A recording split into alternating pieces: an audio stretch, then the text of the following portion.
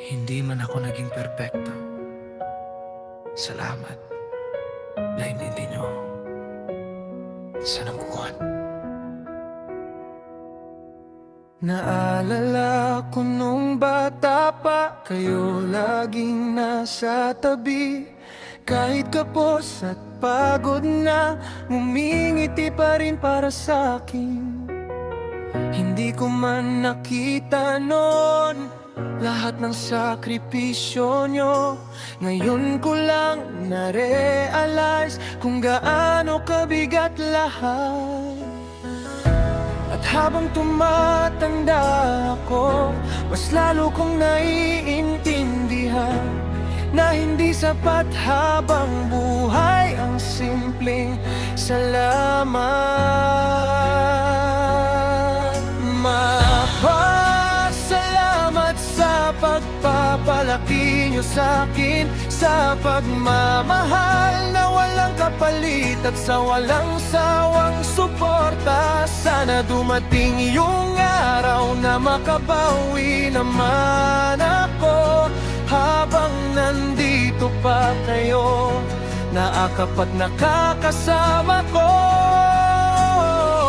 Gusto kong ibigay sa inyo yung buhay na deserve nyo, dahil lahat ng meron ako ngayon, kayo ang dahilan.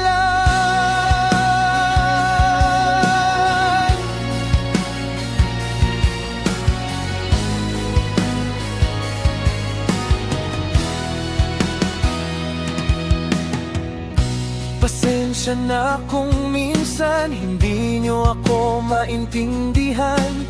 Ang dami ko ring laban na tahimik kong dinadala, pero sa tuwing susuko ako, kayo agad naiisip ko. Kaya pinipilit kong bumangon at lumaban ulit sa buhay. Ayokong dumating yung araw na puro pagsisisi na lang, kaya habang nandyan pa kayo, mamahalin ko kayo ng sobra. Mapasalamat sa pagpapalaki nyo sa'kin, sa bawat pagod at puyat na tiniis nyo para sa'kin. Sana dumating yung oras na ako naman mag-aalaga at maibalik ko kahit pa paano lahat ng ginawa nyo.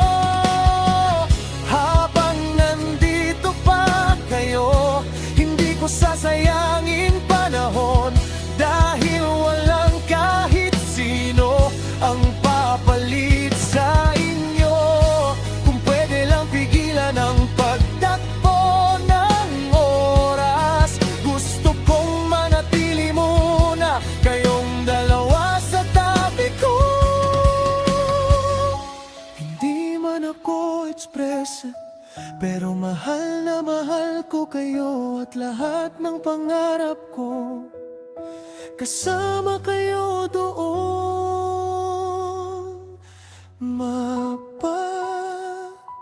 Hindi ko man nasasabi palagi, pero araw-araw akong thankful na kayo ang naging pamilya ko. At balang araw makakabawi rin ako, hindi man ngayon, pero pangako gagawin ko.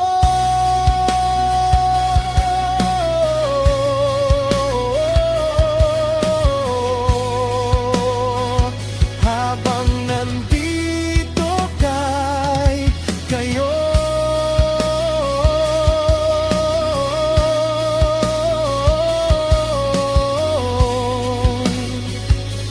yayakapin ko kayo ng mahigpit, dahil kayo ang tahanan na ayokong mawala.